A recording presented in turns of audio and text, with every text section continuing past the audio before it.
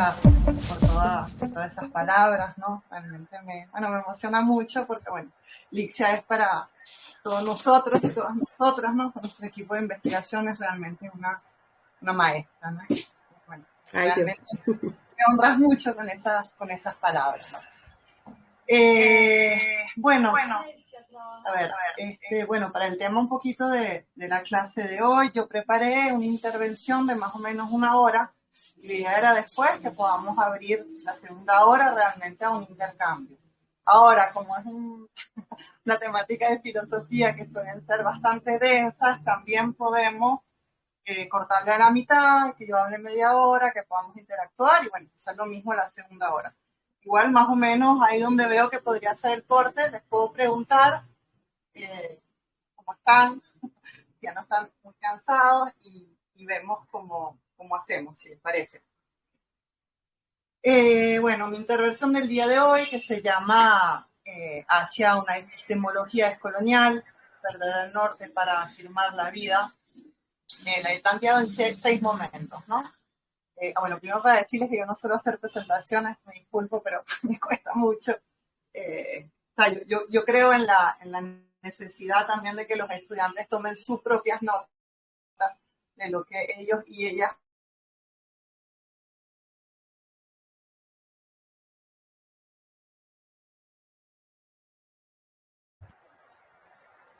¿Aló? Creo que se le desconectó, fue ella. Creo que se quedó. Voy a escribirle para ver si podemos reconectar.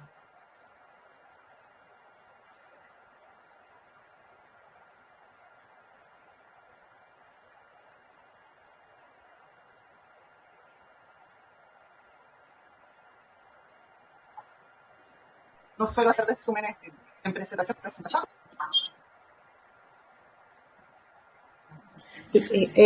Estamos acá, se quedó un poco la imagen congelada y el audio, pero ya volvimos como a conectar.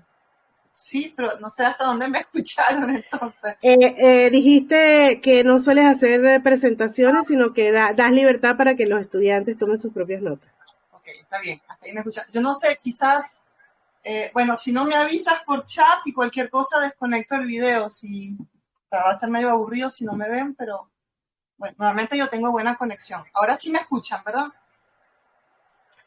Sí, se escuchamos. Ok, perfecto. Sí, bueno, como les decía, no suelo hacer presentaciones para las clases, en todo caso.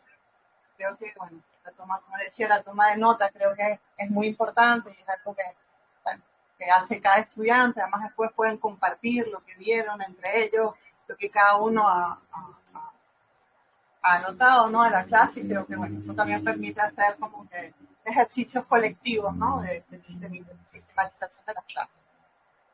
Mi clase, bueno, mi intervención de hoy la estoy planteando en 6 minutos, en 6 momentos.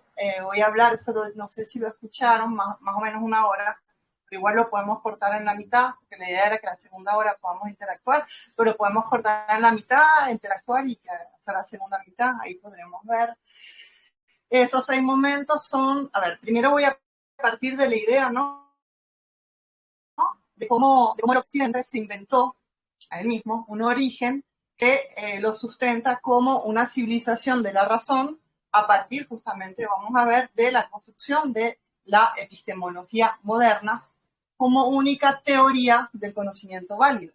En un segundo momento voy a analizar un primer acercamiento a una crítica descolonial del paradigma científico moderno. En un tercer momento voy a hacer un segundo acercamiento a la idea de descolonización de la ciencia desde algunos puntos que plantea el pensamiento complejo de la ciencia como ética de la vida. Como cuarto punto quisiera plantear algunos elementos de cómo pensar entonces a partir de todo eso una descolonización de la epistemología moderna.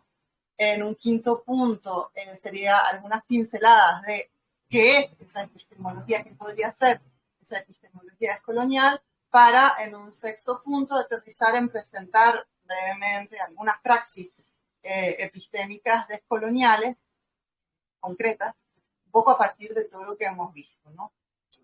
Entonces vamos a empezar con el primer punto, que es en particular, escucha, a mí se me congeló todo.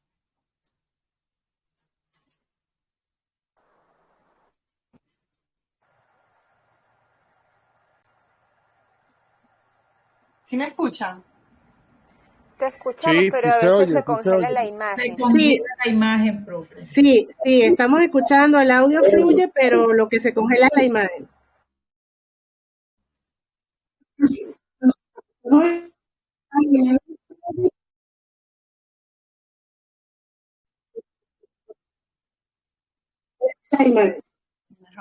Deme un segundito, voy a ver si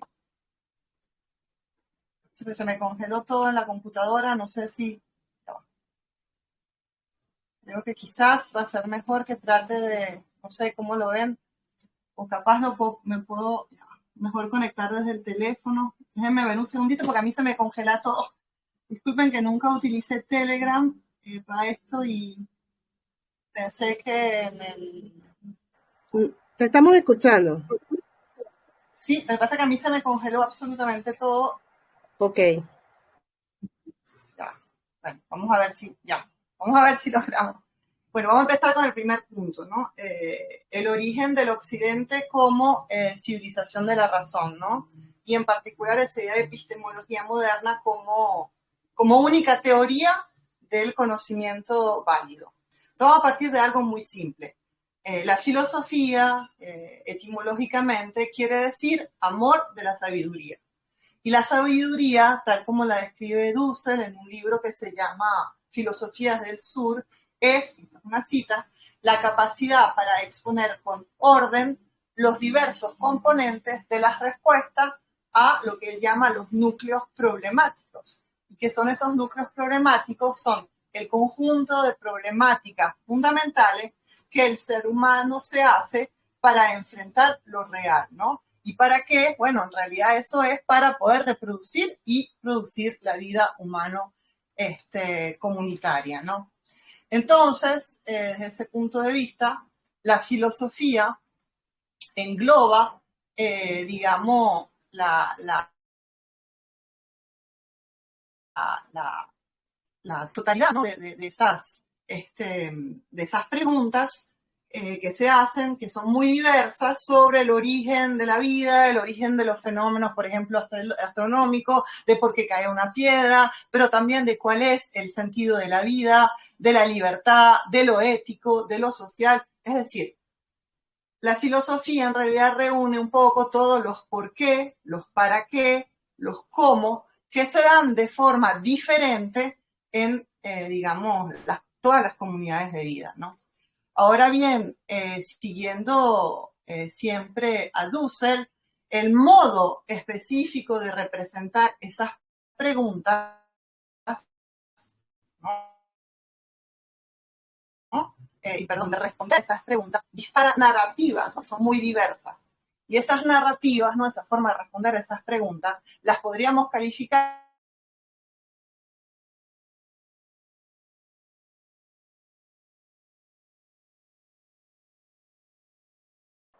Ahora sí no te escuchamos.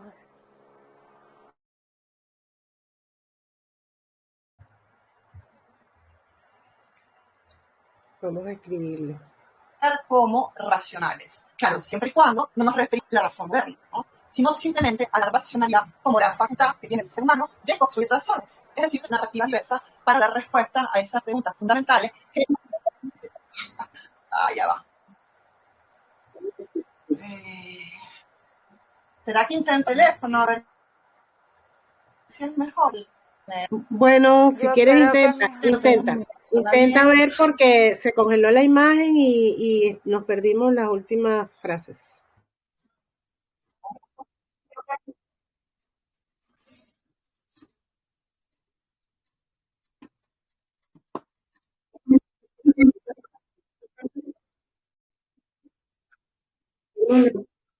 Sí, déjame, es que no me deja, el Telegram está como blindado y no me deja sacar el video. No me deja cerrarlo, no me deja hacer nada.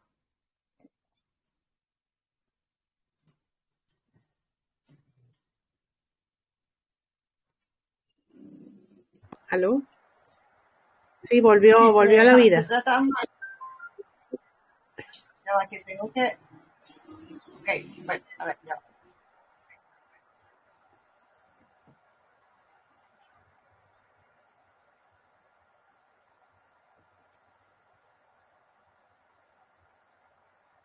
A ver. Me conecté en el teléfono, ¿me escuchan mejor? ¿Me ven mejor? Sí, sí, se Mucho ve chévere. mejor, mucho mejor. Mucho Yo había mejor. puesto la computadora, pero creo que, ya, déjame ver cómo lo pongo. Creo que en realidad va a ser mejor así, ¿no? Ajá, no sé hasta dónde llegué, pero bueno, lo que estaba diciendo era que, digamos que la filosofía es entonces esa capacidad de responder a toda esa serie de preguntas y que podemos pensar que, digamos, esa capacidad es la racionalidad, no pensada como la racionalidad moderna, ¿no? Sino como la capacidad humana de construir razones, es decir, entendiéndola realmente de una forma muy simple.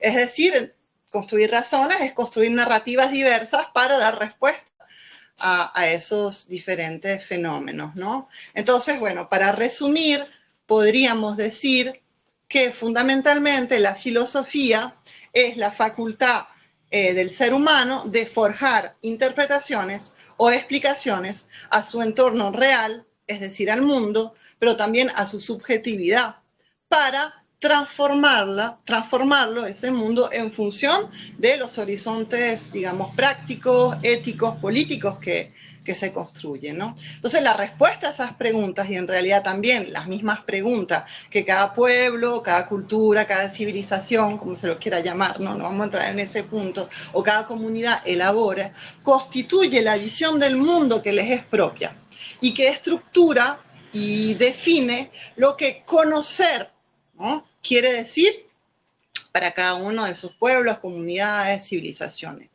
Y ese qué, cómo y por qué conocer define, digamos, en cada una de esas culturas, pueblos, civilizaciones, lo que llamamos la epistemología, que es la teoría del conocimiento que cada mundo de sentido, podríamos decir, construye. Entonces, en ese marco, la civilización occidental en particular ha construido, como todas las, digamos, civilizaciones, culturas, pueblos, una serie de relatos que estructuran y ordenan, ¿no?, todas esas preguntas que se hacen, así como todas las respuestas a esas preguntas, y ahí sí es, digamos, un punto muy específico de justamente la civilización occidental, que son consideradas como válidas, ¿no? Entonces, en esta construcción, la civilización, digamos, occidental ha integrado y reescrito desde ese propio mundo que les es propio, de preguntas y respuestas válidas, ¿no?, a esos grandes núcleos problemáticos, una serie de construcciones que fueron realizadas por otras culturas, que fue entonces integrando, subsumiendo, en el caso, bueno, que es algo que hacen muchas culturas, pero en el caso de la civilización, digamos, occidental, ha hecho eso de forma profundamente violenta, como lo vamos a ver más adelante. Entonces, que ha integrado un poco las construcciones hechas por otras culturas a sus propias epistemologías. Así es como, digamos, se ha forjado todo un relato, ¿no?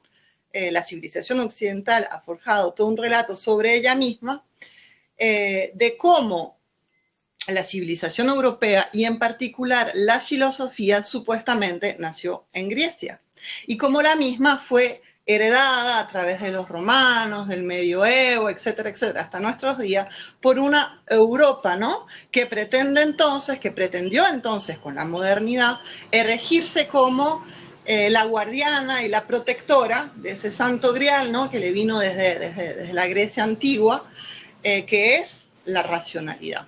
¿Por qué?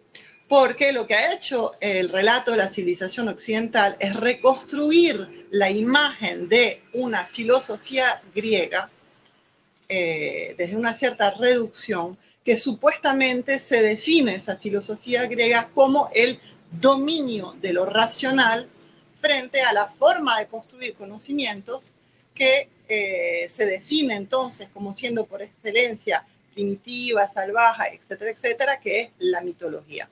¿no? Entonces, así la civilización europea se inventa un origen basado en la oposición entre el mito, ¿no?, que es construido entonces como lo irracional por excelencia y lo más opuesta a la ciencia que podemos imaginar, y el logos, es decir, ahí la razón, como el instrumento mismo de la filosofía. Como vamos a verlo, esto no es en realidad otra cosa que la proyección por, digamos, el mundo moderno occidental en el mundo antiguo de las relaciones coloniales propias a la construcción del mundo occidental moderno, representadas en esa dicotomía, ¿no?, esa oposición que construye el pensamiento científico de la civilización occidental entre el pensamiento mítico, mágico, religioso y el pensamiento científico, ¿no? Y ese pensamiento mítico, mágico y religioso de los salvajes, de los indígenas, de los esclavizados y esclavizados del mundo colonizado, ¿no? Entonces, esa separación entre mitos y logos, es decir, entre mito y razón, en realidad marca epistemológicamente una separación de la cual nos habla un autor que se llama Frantz Fanon, entre lo que va a definir la zona del ser, que es la zona del hombre europeo, blanco, racional, que sí puede producir conocimientos y ciencia, y la zona del no ser. Básicamente los salvajes, los y las indígenas, los y las negras, etcétera, etcétera. Es entonces desde algo que se llama el eurocentrismo filosófico, que es justamente esa separación, ¿no?, entre dos tipos de forma de pensar el conocimiento, que la razón, que luego devendrá en la razón científica, ¿no?, con todo el desarrollo de la modernidad, construye su supuesta pretensión de universalidad, siendo en realidad una epistemología, es decir, una forma particular situada de conocer, pero a partir de esa pretensión de universalidad se erige así mundialmente a ella misma como el único sistema válido de producción de conocimiento. Es decir, como supuestamente la única epistemología capaz de producir teorías válidas del conocimiento, y en fin de cuentas, como la única que pueda producir conocimiento y alcanzar la verdad.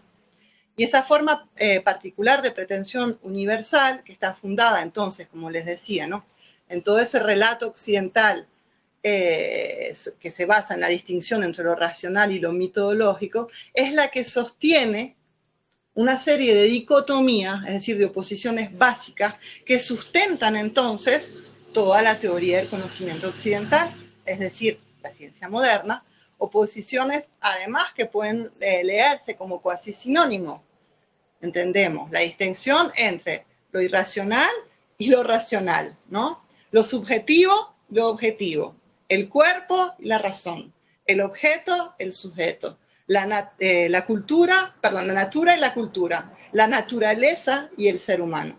Entonces son esas dicotomías que provienen de forma, digamos, en su génesis, ¿no?, de ese relato de la civilización occidental que se inventa un origen griego filosófico, lo que en fin de cuentas sostiene la idea que tenemos de la ciencia como único conocimiento válido que puede alcanzar la verdad. Entonces, en ese marco, la epistemología occidental se ha reducido a una discusión sobre el origen, la fuente del conocimiento, su validez, pero ¿de cuál conocimiento? De la razón pensada justamente a partir de ese marco, ¿no?, que opone el pensamiento, digamos, racional a todo lo que tiene que ver con el mito, ¿no? Ahora bien, cabe destacar, ¿no?, que esta epistemología occidental, que está fundada sobre esta definición bien particular de la razón que vemos, que no era esa idea de la razón como la que decía al inicio, como la capacidad de razones, ¿no?, sino como una razón bien particular, ha ido consolidándose en el modelo que después va a dar lugar específicamente a esa racionalidad de la ciencia moderna, tal como la conocemos hoy en día. Entonces, que se fue construyendo a partir de la llamada revolución científica del siglo XVI y fue desarrollándose en los siglos siguientes, básicamente, para hacer el cuento corto, en el dominio de las ciencias naturales, ¿no? Sobre todo el resto de las ciencias. Dominio que continúa en realidad este gesto, digamos, iniciador de oposición entre estas diferentes oposiciones, dicotomías modernas que les nombré anteriormente, ¿no? Ahora bien, el punto que nos puede interesar aquí es que ese modelo de racionalidad científico se establece en la negación del carácter racional de cualquier forma de conocimiento que no se acople a sus principios epistemológicos y a sus reglas metodológicas, ¿no? Y eso lo hace a partir de dos distinciones fundamentales. Entonces, que vamos a ver que vienen de ese mismo origen, ¿no? La distinción entre el conocimiento científico, y ahí lo que se llama después, ya no lo llaman más el mito, sino el conocimiento del sentido común, y la otra gran distinción, que es la distinción entre la naturaleza y el ser humano, ¿no? Entonces aquí vamos a entrar en el segundo punto que quería plantearles hoy, que es como que un primer acercamiento a una crítica descolonial de eso que ya llamamos el paradigma científico moderno. Entonces, en todo este marco que les puse ahí brevemente, ¿cuáles son los rasgos principales, ¿no?, a través de los cuales podemos definir la ciencia moderna? Para decirlo de forma sintética, ¿no?, podemos avanzar que la ciencia moderna se constituye a partir de lo que se llama tres grandes reducciones. Primero, como conocimiento racional positivista, que hace una reducción de lo real, ¿no?, a lo racional.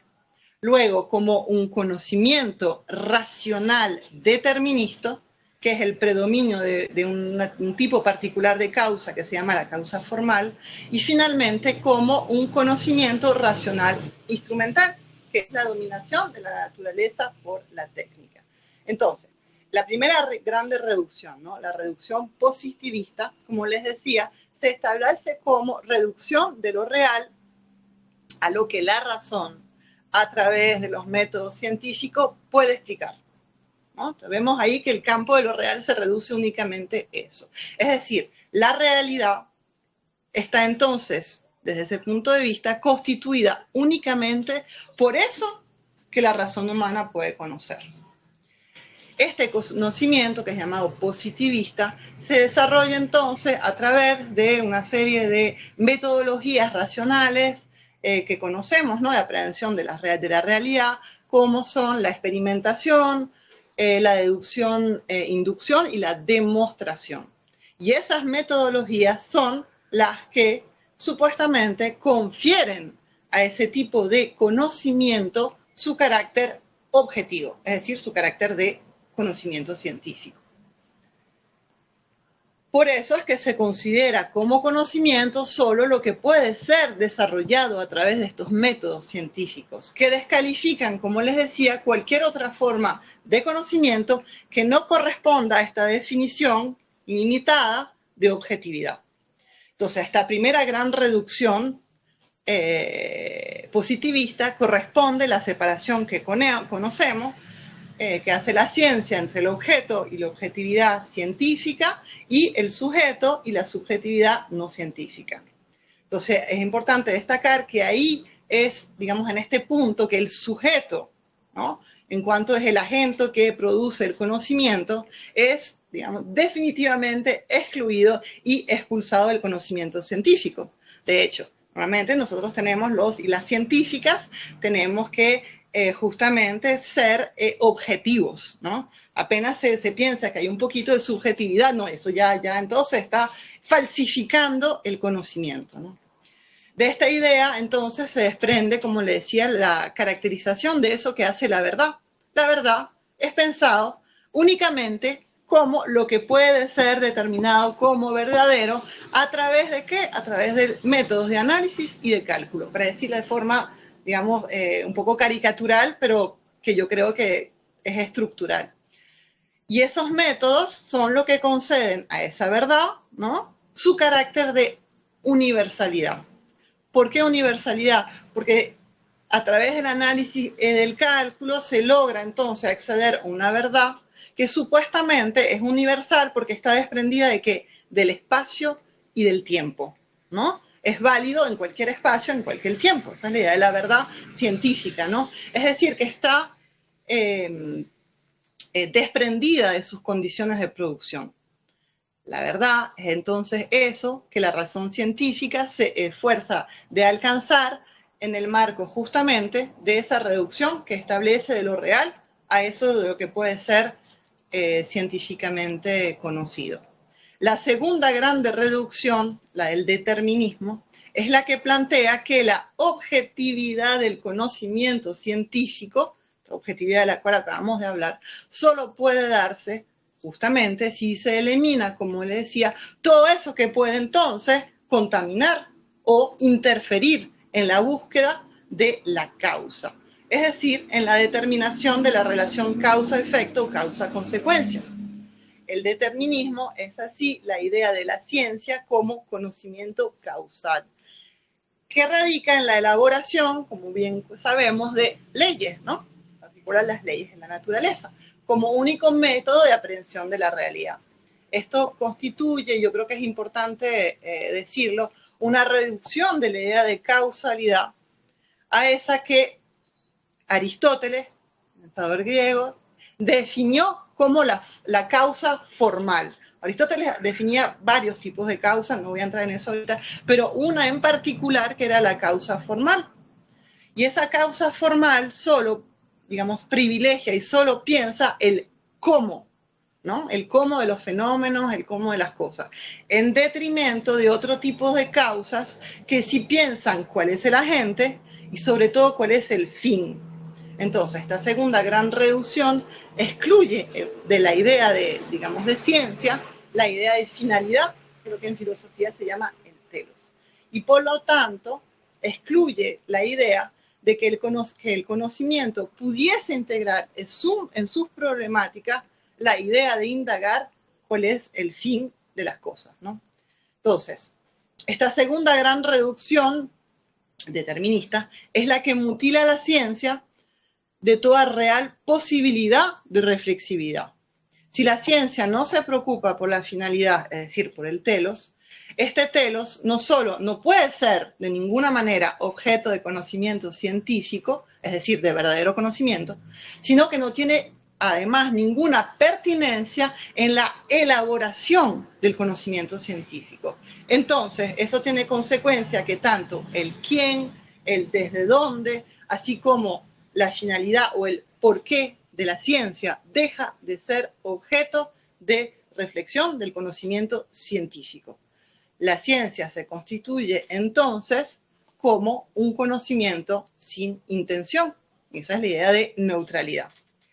Ahí es donde entonces encontramos, ¿no?, el nudo de la segunda gran distinción que la ciencia elabora entre el hecho, ¿no?, que es objeto del conocimiento científico, y el valor, que es objeto de creencia, o entre el conocimiento y la opinión.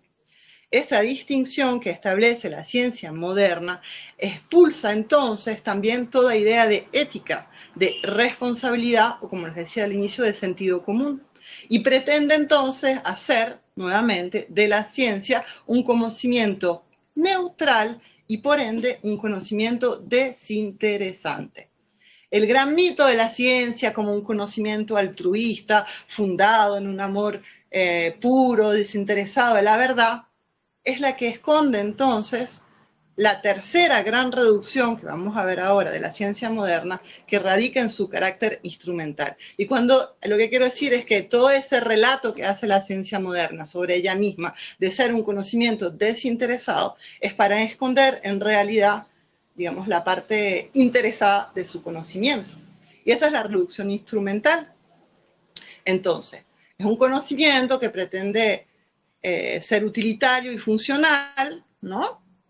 No tener intereses, pero sí ser utilitario y funcional, y que es definido ¿por qué? Por su capacidad de dominar lo real a través de la transformación técnica y tecnológica.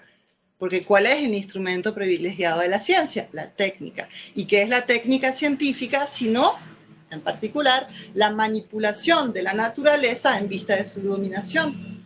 Entonces, esta dominación de la técnica sobre la naturaleza, en el relato epistemológico que hace la ciencia moderna sobre ella misma, ¿no? Es así idealizada en la idea que conocemos muy bien, que es la idea de progreso, que es entonces, digamos, la justificación ideológica para todas las manipulaciones científicas, tanto de la naturaleza, del ser humano, como de las sociedades, las comunidades, idea de progreso que después va a ser plasmada en la idea de desarrollo, ¿no?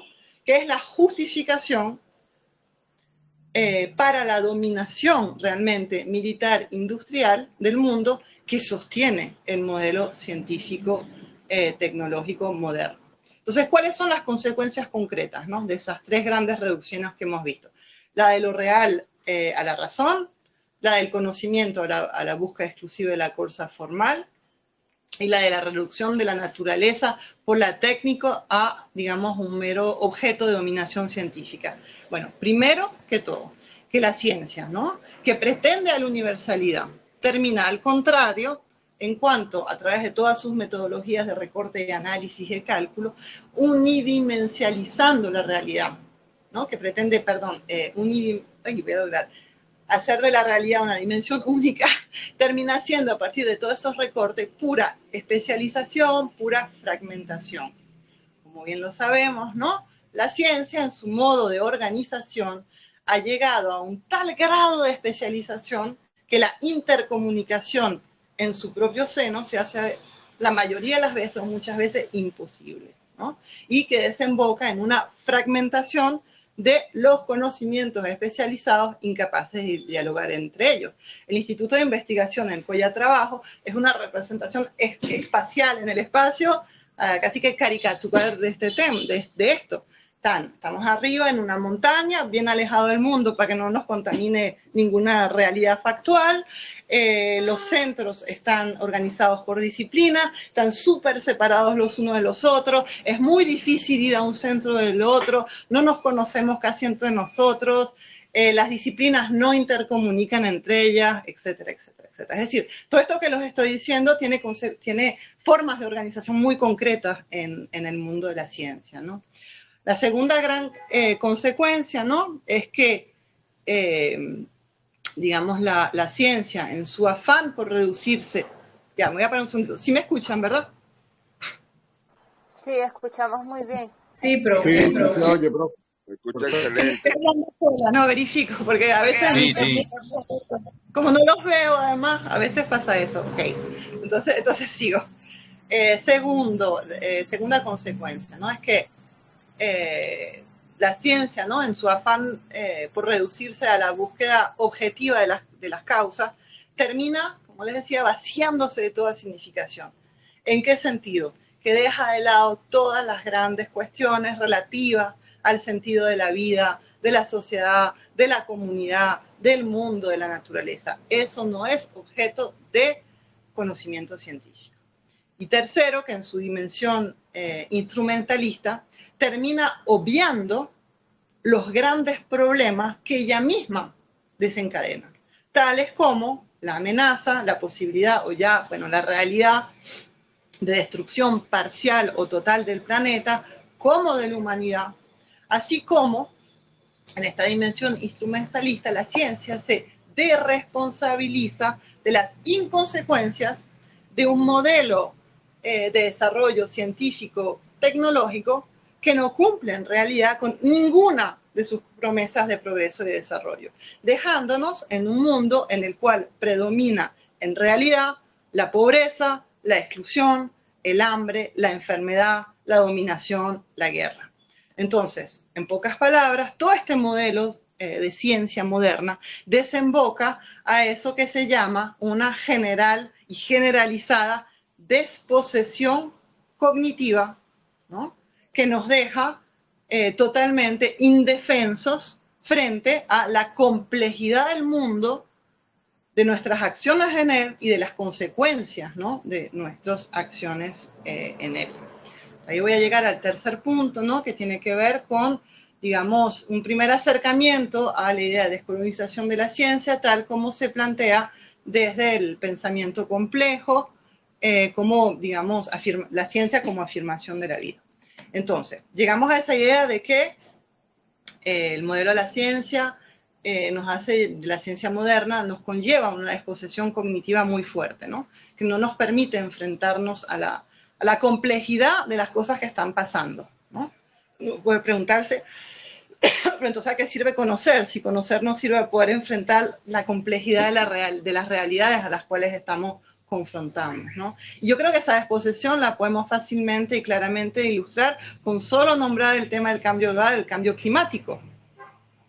Entonces, vamos a partir aquí de la idea que esta disposición cognitiva, y eso es lo que plantea el pensamiento complejo, solo podrá desarticularse asumiendo la dimensión política y la dimensión ética de la ciencia. Es decir, asumiendo todo eso que la ciencia dice que no es ciencia. Es decir, en su relación con la sociedad, la comunidad, la naturaleza, su relación con lo otro y con las y los otros, con la subjetividad, con todas las formas y prácticas de conocimiento que no son consideradas como racionales. Es decir, que lo que se plantea desde el pensamiento complejo es de justamente reintroducir el sujeto, la subjetividad, la otredad en la producción del conocimiento para poder entonces desarrollar otras formas de conocimiento, integrar también en particular las diferentes formas de conocimiento existentes a partir de una articulación y una interpretación entre estos. Eso es esa, digamos, articulación e interpenetración de los conocimientos entre ellos es lo que un autor, por ejemplo, como Edgar Morin, plantea en el paradigma de la transdisciplinariedad, que nace justamente de la necesidad de ¿qué?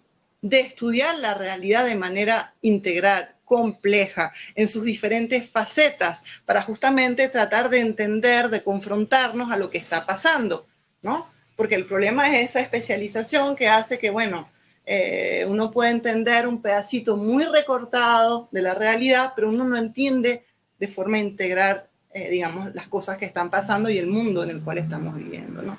Entonces, para justamente poder integrar esa realidad de manera integral, se plantea la transdisciplinariedad, que integra en particular la dimensión de la finalidad y que pretende a partir de ahí refundar el conocimiento científico.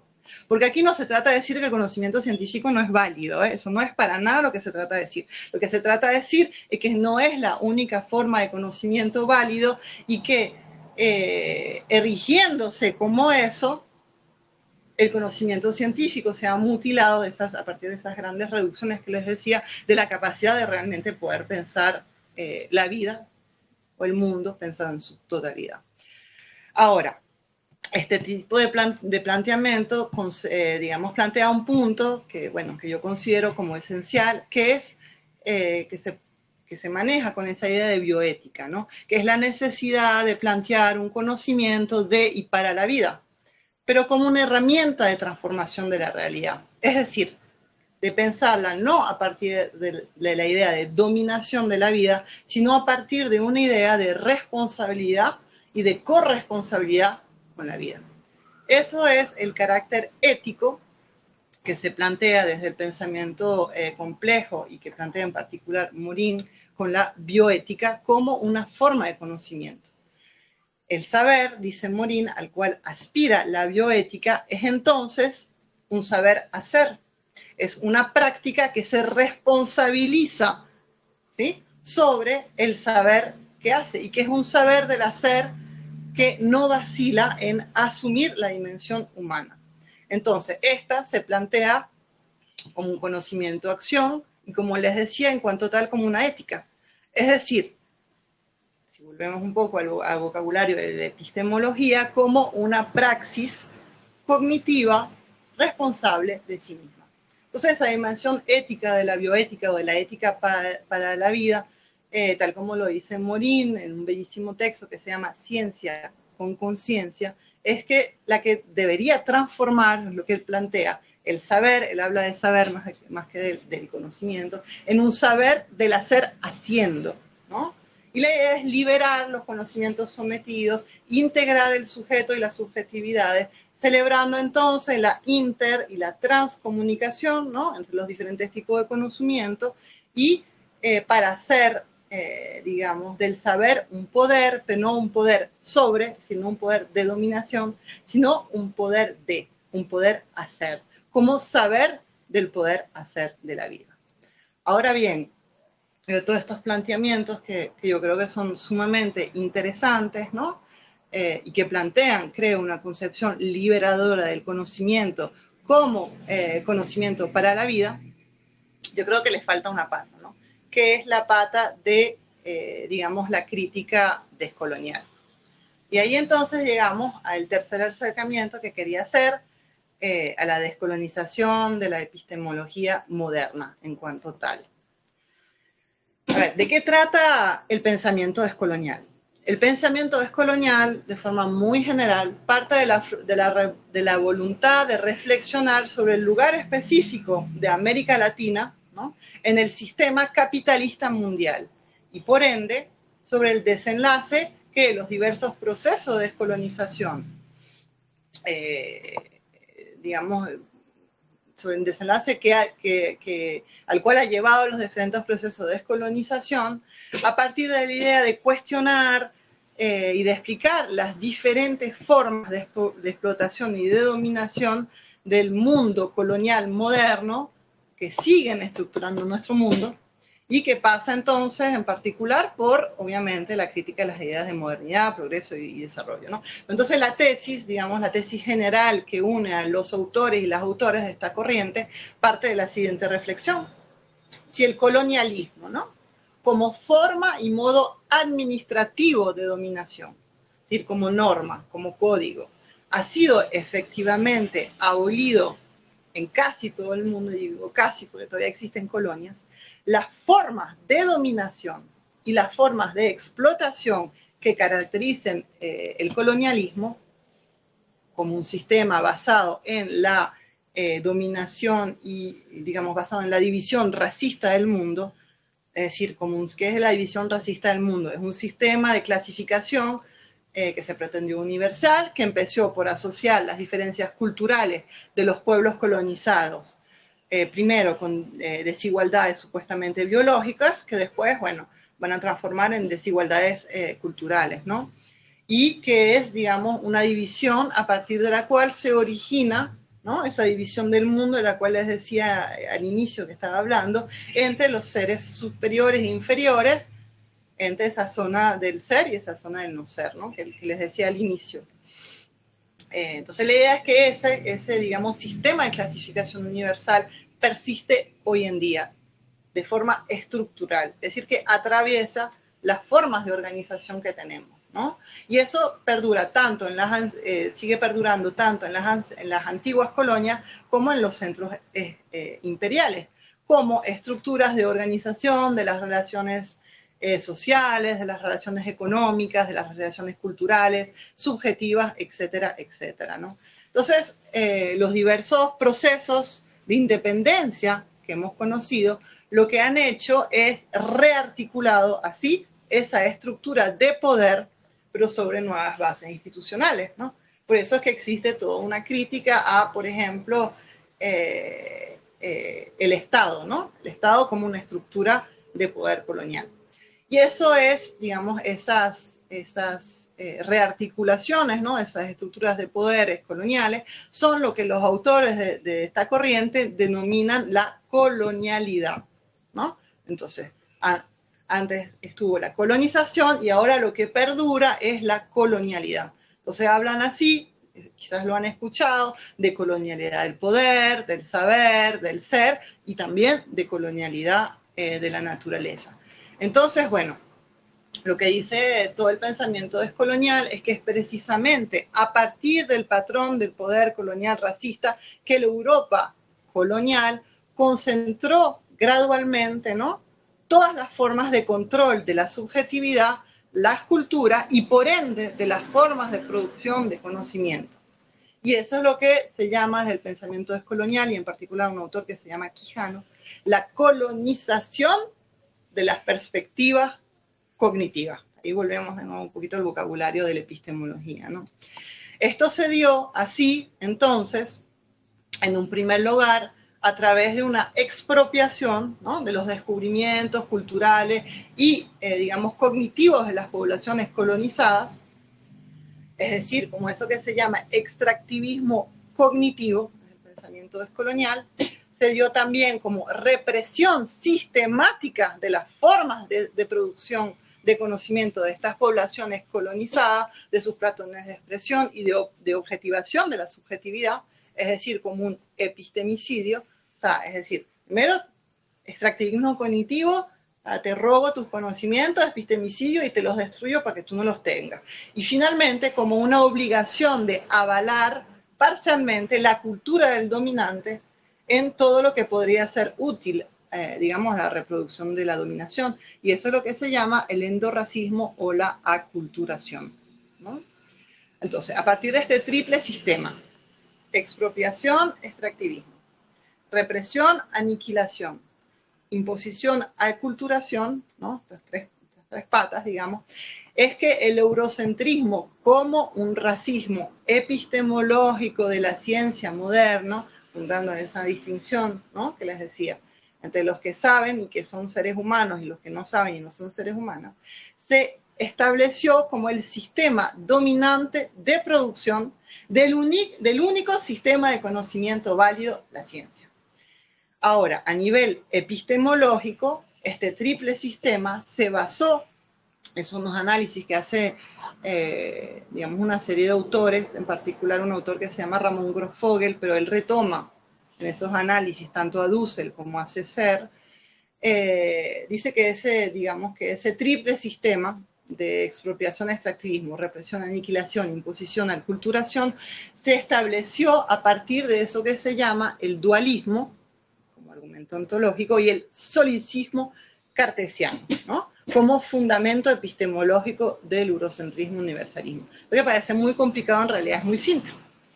Epistemológicamente, el dualismo cartesiano, ¿qué es el dualismo cartesiano? La oposición entre el cuerpo y la razón, ¿no?, está construido sobre la idea del cuerpo, ¿no?, como un objeto radicalmente separado de la actividad de la razón, en el cual la razón es el único elemento, ¿no?, que define un sujeto del cual su propio cuerpo puede ser únicamente objeto, ¿no?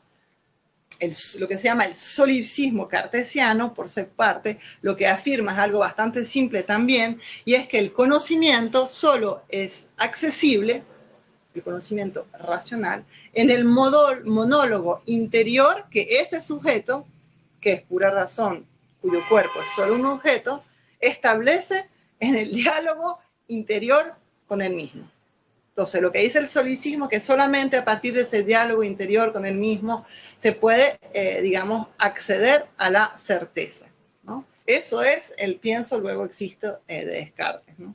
Entonces, este dualismo cartesiano lo que establece es la idea de un conocimiento sin cuerpo, ¿no? Y con el solipsismo, la idea de un conocimiento que se produce en un diálogo interior. ¿Qué quiere decir un diálogo interior? Sin ninguna interferencia subjetiva del cuerpo, de la realidad, de la sensibilidad. Entonces se trata, como podemos ver, de un conocimiento que no se puede localizar, y como les decía, eso es lo que le confiere supuestamente su universalidad. Me decía, la universalidad es eso que es definido como un conocimiento válido en todas circunstancias, espacio y tiempo. ¿Y por qué? Porque precisamente pretende producirse fuera de cualquier situación o de cualquier experiencia corporal. Eso es lo que estos autores descoloniales llaman la egopolítica del conocimiento. Lo que dicen es que la epistemología del conocimiento científico moderno en realidad es una egopolítica, que a través del mito justamente ese dualista, separación,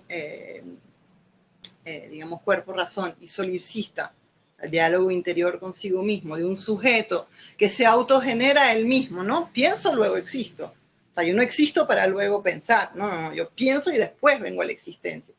Entonces, un sujeto autogenerado, sin localización espacio-temporal, eso es lo que establece la concepción epistemológica eurocéntrica de la verdad universal abstracta. Entonces, esa, digamos, universalidad del conocimiento va a ser criticada, y vamos a retomar eso del sin cuerpo, etcétera, por el pensamiento descolonial en dos sentidos. Primero, abstracto entonces es abstracto del tiempo y del espacio. Luego es un sujeto abstracto, es decir, sin cuerpo, sin lugar, sin contenido. No es una persona. Entonces, lo que dice el pensamiento descolonial es que la ceguera de la epistemología moderna es, entonces, lo que en realidad está implícito, lo que está encubierto, digamos, negado en ese discurso que la ciencia hace sobre ella misma, ¿no? En toda esa construcción de la epistemología moderna. Es decir, lo que está encubierto, lo que está negado, es, digamos, la afirmación de un sujeto particular. La ciencia moderna en realidad no es la ciencia de un sujeto universal, no es la ciencia de un sujeto desprendido del espacio del tiempo, no es la ciencia de un sujeto sin cuerpo, es la ciencia construido por un sujeto específico que es el europeo, blanco, heterosexual, etcétera, etcétera, ¿no? Y es a partir de esa ceguera, ¿no? De esa construcción de que supuestamente es un conocimiento universal, que ese conocimiento particular pretendió imponerse para todos y para todas, en todo lugar, como lo universal, ¿no? Entonces, lo que hace la crítica descolonial es que apunta a ver que en realidad la epistemología moderna es un mecanismo de poder, es decir, que es un mecanismo de dominación colonial, imperial, que es producido como ceguera de su propia ubicación espacial y corporal dentro de lo que se llama la cartografía del poder global, ¿no? Porque la ciencia realmente termina creyendo su propia ceguera que construyó, termina creyendo que es universal, ¿no? Así, lo que hace la crítica descolonial a la epistemología moderna, ¿no? Permite desvelar, ¿no? Ese racismo epistemológico que está intrínseco, que está escondido entre esa idea de universalismo abstracto, que considera como inferiores todas las epistemologías no occidentales, justamente al pretender enmascarar ese quién habla y ese dónde habla, desde dónde habla, ¿no? Entonces, frente a ese universalismo abstracto, Grossfogel retoma, digamos, la crítica que hace Aimé Césaire, para quien el universalismo abstracto es aquel que desde, como les decía, un particularismo que se volvió hegemónico, ¿no? La ciencia moderna enmascara su ubicación epistémica y pretende entonces erigirse como un diseño imperial global, ¿no? Y como tal es, digamos, fundamentalmente autoritario y fundamentalmente racista, ¿no? Y lo que pide Césaire, que Césaire es uno de los grandes pensadores, ¿no? Digamos, del pensamiento descolonial, es el establecimiento, contra eso, de un diálogo crítico, horizontal, entre personas que puedan entonces desafiarse en ese diálogo entre sí como iguales. Entonces es este diálogo horizontal que se opone, ¿no? a ese monólogo vertical del occidente que hace consigo mismo, lo que exige la descolonización epistemológica. Entonces, fundamentalmente podemos decir, en base a todo eso, que desde el pensamiento descolonial lo que se plantea es la necesidad de descolonizar la epistemología moderna, básicamente, es decir, de transformar la forma en la cual pensamos no solo qué es conocer o cómo se conoce, sino quién conoce, por qué conoce, para qué conoce, desde dónde conoce, etcétera, etcétera. Es decir, que la epistemología descolonial se centra en una crítica, ¿no? Eso que se llama el eurocentrismo epistemológico, que es todo lo que he venido explicando, cuestionando que los principios que sustentan el actual sistema dominante de producción de conocimiento moderno como un mecanismo de dominación, ¿no? Es decir, como un mecanismo que legitima quién produce y quién se beneficia del conocimiento, a la vez que el pensamiento descolonial, vamos a verlo muy rápidamente después, establece una profunda reflexión sobre las alternativas que son posibles, ¿no?, a eso. Entonces, a partir de la comprensión que hace el pensamiento descolonial, de las desvalorizaciones, de los silenciamientos, de todo este epistemicidio que se hace de los conocimientos, saberes, tradiciones de las propias, de las poblaciones colonizadas, que es entonces, digamos, una característica central del eurocentrismo moderno, el pensamiento descolonial se centra en pensar eso que les decía al inicio, que es la descolonización del ser, la descolonización del saber, la descolonización del poder, y todas esas descolonizaciones están atravesadas por la necesaria descolonización de la epistemología. Ahora, el quinto punto al cual quería llegar es dar algunas pinceladas, ¿no?, más allá de la crítica, de cómo se piensa esa epistemología, que no sería la epistemología moderna, pero que sería la epistemología descolonial. Lo que propone, básicamente, digamos, la epistemología descolonial son las ideas de geopolítica del conocimiento y de corpopolítica del conocimiento. La geopolítica del conocimiento es justamente la producción de conocimiento desde el reconocimiento epistemológico de la dimensión corpopolítica del conocimiento. Y eso no quiere decir, no implica, digamos, ningún determinismo geográfico, sino la determinación del lugar geopolítico desde el cual se producen y se orientan los contenidos.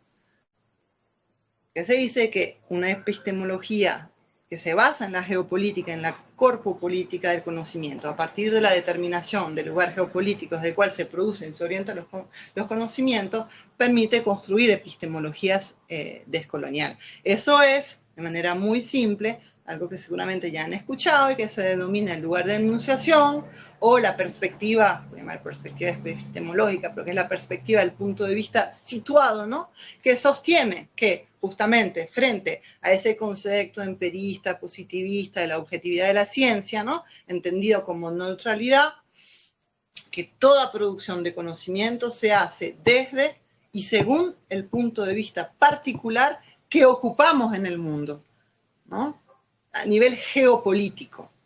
Se trata entonces de desconstruir, ¿no?, para la epistemología descolonial, esa idea de conocimiento universal, desencarnado, ¿no?, que construye la epistemología de la razón moderna. Ahora, algunas praxis epistémicas descoloniales. El sexto y último punto que quería abordar, ¿no?, para tratar de abrir el espacio, ¿no?, algunos planteamientos un poquito más concretos, es abordar alguna, sobre todo una praxis que se podría calificar como una praxis epistémica o epistemológica descolonial que ha venido construyéndose en nuestro continente y que, como vamos a ver, aterrizan muy concretamente, ¿no?, esas nociones de geopolítica y de corpopolítica en el conocimiento. Yo creo que, bueno, para hablar de este tema es muy importante empezar por nombrar, bueno, todas las experiencias de los movimientos de educación y de cultura popular en Brasil, que nacen en los años 70, ¿no?, que ofrecieron además todo un terreno fértil, ¿no?, para todo el desarrollo de eso que se llamó la pedagogía de la liberación, la pedagogía de los oprimidos, seguramente conocen, ¿no?, a la cual Paulo Freire constituye el teórico más conocido.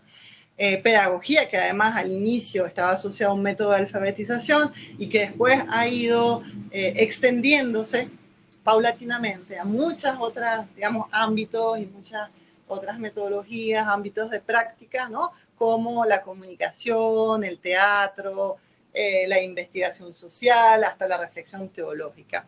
Todas estas nuevas y estas múltiples praxis cognitivas transformadoras que surgen entonces de todo este corriente, digamos, de educación popular, de pedagogía de la liberación, son las que han venido apuntando desde los diferentes espacios en nuestra propia región a la materialización de la conciencia de la necesidad de producir digamos, otras formas de conocimiento, pensadas como provenientes de la práctica, ¿sí? En el encuentro específicamente dialógico horizontal entre los diferentes protagonismos involucrados en una experiencia de acción. Es decir, de pensar el conocimiento no como pienso, luego existo, sino más bien desde lo contrario, ¿no? Existo y así es como pienso.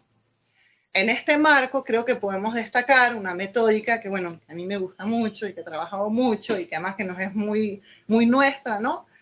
Como latinoamericanos y latinoamericanas, que es la sistematización de experiencias, la cual como campo específico de producción de conocimiento, ¿no? Se termina de definir teóricamente, digamos, al final de las décadas de los años 90, como lo señala un autor que se llama Oscar Harra, que me gustó mucho. Y esa, digamos, esa praxis ha sido impulsada, y eso es muy importante, por los diversos procesos políticos, sociales, culturales, que son específicos a Latinoamérica, y en particular por las luchas de los movimientos sociales, de los movimientos revolucionarios de la región, que cuestionaron la lógica de la interpretación colonial y que entonces posibilitaron en sus praxis de construcción de conocimiento la ruptura de los principales paradigmas de los cuales hemos estado hablando, ¿no? Así yo creo que la sistematización de experiencias, que es el fruto de una serie de prácticas sociales y educativas populares que son elaboradas por sus propios actores, constituye así una verdadera praxis de producción de conocimientos descoloniales, porque son producidos por y dentro las diferentes experiencias de resistencia de grupos sociales que han sido, que son, que siguen siendo históricamente dominados y que han sufrido sistemáticamente la injusticia, la opresión y la destrucción causada justamente por todo este modelo civilizacional occidental, por el capitalismo, por el colonialismo, por el imperialismo, ¿no? La particularidad, yo creo, además de la sistematización de experiencias, es que, y por eso entra realmente, me parece, mucho en eco con todo esto que les he estado planteando, es que está centrada en las experiencias, pero en las experiencias vividas.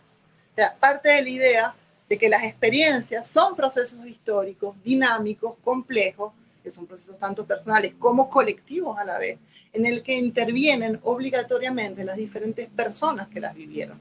Por lo tanto, la experiencia no es un simple hecho o un acontecimiento puntual, tal como lo ve la ciencia moderna, sino que es visto como un proceso en perpetuo movimiento que implica un conjunto de dimensiones objetivas, subjetivas, a la vez, de la realidad, digamos, sociohistórica, y que es a través de esas experiencias, en particular la sistematización de esas experiencias, que podemos conocer. Entonces, la sistematización, que tiene como objetivo, ¿no?, la sistematización de experiencia, no de información, de experiencia, que tiene como objetivo producir conocimientos y aprendizajes significativos que permiten reapropiarse de forma crítica, ¿no?, de las experiencias que se han vivido, es decir, de forma crítica, tanto de sus sentidos como de sus sensaciones, sentimientos, representaciones, etcétera, etcétera, para comprenderlas, digamos, de alguna forma teóricamente, pero ¿para qué? Para orientarlas hacia el futuro desde una perspectiva transformadora. Se trata en la sistematización de experiencia de un ejercicio interpretativo de teorización, de apropiación consciente, cuyo objetivo es la, digamos, transformación de un primer nivel de conocimiento en otro nivel de conocimiento más profundo, de un conocimiento que proviene de la experiencia y que solo puede construirse a través de un proceso reflexivo, colectivo, situado de problematización.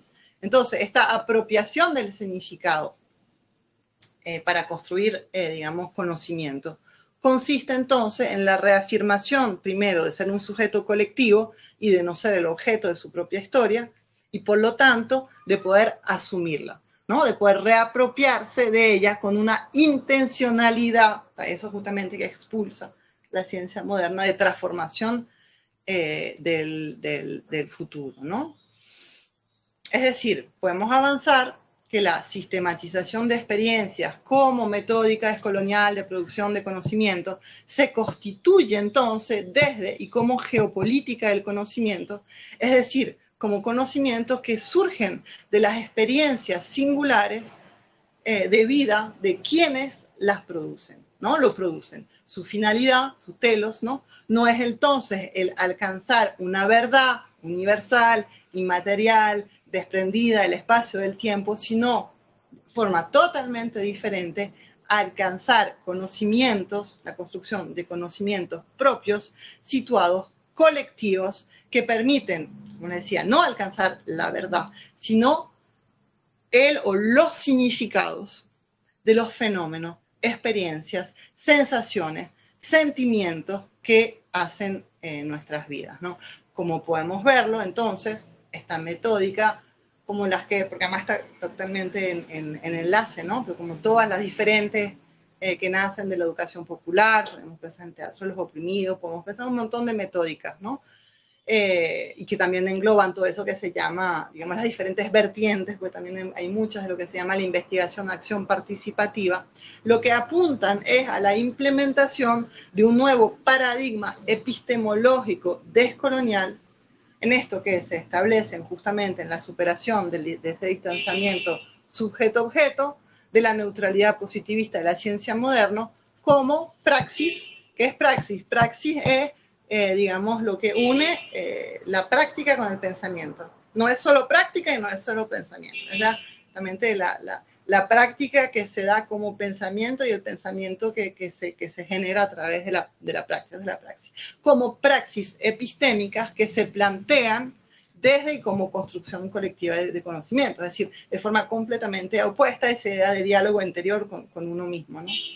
Desde un conocimiento que es entendido como una construcción, no de la verdad, sino una construcción de los sentidos, de las experiencias que conforman nuestras vidas, nuestro mundo, ¿no? Por eso es justamente como geopolítica y corpopolítica del conocimiento. O sea, como reflexiones finales ahí para cerrar, ¿no? Quisiera plantear entonces esa idea de producción colectiva del conocimiento como comunidad de vida. Entonces, como lo hemos planteado en este recorrido, bueno, yo sé que ha sido un poquito denso, pero ya vamos a poder abrir el espacio a poder interactuar, ¿no? Entonces, este recorrido que parte de la idea de la filosofía, ¿no?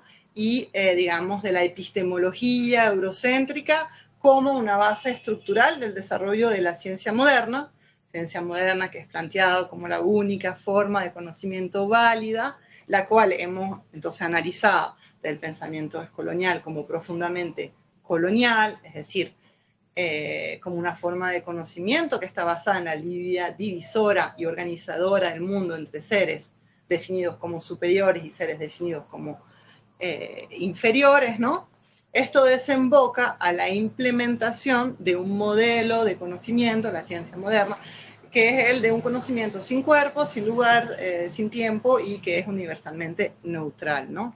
Y esto estructura entonces todo un modelo civilizatorio por estas mismas características que acabamos de ver, que es de dominación, de destrucción, de explotación, de esclavitud, digamos, para todos, todas y todo, ¿no? En ese todo está la naturaleza, lo que está debajo de esa línea divisora que separa lo humano, lo que es superior, de todo lo que no es humano o que es inferior, ¿no? Entonces, en ese marco, entendemos por qué la civilización occidental moderna, ¿no? Instaurada como y sobre el dominio de la ciencia moderna, es entonces muchas veces planteada como un modelo de muerte, ¿no? Entonces, las metódicas descoloniales que les he nombrado para cerrar esta clase, y además que existen muchísimas, ¿no? Porque justamente no hay un método, son metódicas, hay muchas formas de hacerlo, ¿no? Como les decía, podríamos, no sé, pensar de este marco descolonial, yo he tratado de hacerlo, ¿no? Desde nuestra realidad venezolana, por ejemplo, la idea de planificación participativa, de ciclo comunal dentro de todo esto. Bueno, pero todas estas metódicas, ¿no? Tienen un punto en común, al contrario de la ciencia moderna, que se plantea, como les decía, que el conocimiento se da en el diálogo interior de un sujeto sin cuerpo, sin espacio y sin tiempo. Todas estas metódicas se basan en la idea de que pensar es una praxis. Y es una praxis que se da en la pluralidad. Eso decía que no hay una metodología, no son metódicas. En la pluralidad de formas de producción colectiva que podemos darnos como personas encarnadas, como personas que piensan y que viven en un mismo género, desde espacios situados que se constituyen a partir de eso que compartimos, ¿no?, como comunidades de vida. Es decir, de ese común de vida que nos unen en la cotidianidad de nuestras vidas. Por eso es que en esas praxis se derrumban, ¿no?, todas esas dicotomías de la modernidad que hemos visto, ¿no? Por eso es que el pensamiento descolonial habla de palabras que pueden parecer en un primer momento un poquito complicadas, pero por eso es que habla de transconocer, ¿no? Y que el transconocer solo se puede dar como una praxis cognitiva, colectiva, producida en común, en comunidad, ¿no? Es decir, a través de, digamos, una forma de pensar la producción de conocimiento como algo transformador que se establece y que se da dentro de, digamos, lo que llamamos la comunidad de vida, ¿no? Sin entrar aquí en detalle, pero bueno, solo para nombrarlo, ¿no? Porque estamos, bueno, también se habla de filosofía, ¿no? Estas experiencias de vida particulares, y bueno, como hemos visto, de opresión y de desposesión en particular, son para autores como Dussel la base de lo que él llama la filosofía de la liberación, que solo puede surgir, él lo dice, como ética de la liberación. ¿Y qué es esa ética de la liberación? Es la experiencia de la opresión que forja la toma de conciencia de la necesidad de combatir esa opresión como un motor liberador. ¿Para qué? Para la institución de lo que él llama la política de la liberación, que es pensada entonces como una praxis transformadora que rehistora un nuevo orden político basado en ¿qué? En la afirmación ética de la vida bajo todas sus formas. Es decir, que desde el pensamiento descolonial, en particular de Dussel, se ha construido también toda una filosofía que llama la filosofía de la liberación, que plantea, digamos, de forma teórica, ¿no?, cómo se dan estos diferentes momentos que pueden conllevar a la transformación del orden social establecido, es decir, a la transformación del modelo civilizacional occidental.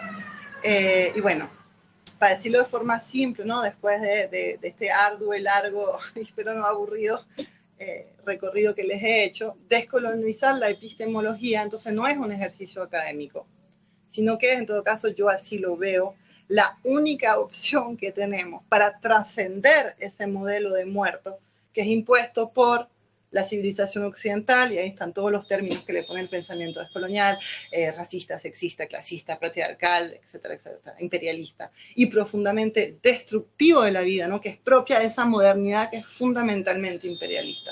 Entonces, para construir colectivamente y situadamente eso que les decía al inicio, ¿no?, que Dussel llama los nuevos núcleos problemáticos, a partir de los cuales podremos transformar la realidad y entonces poder construir otros mundos posibles, ¿no? Y bueno, para tratar de resumir en una frase todo lo que he venido planteando, creo que descolonizar la epistemología, y es el título de esta clase, es básicamente aprender a perder el norte para desde nuestras propias experiencias colectivas de producción de significado preservar la vida. Bueno, gracias por su atención.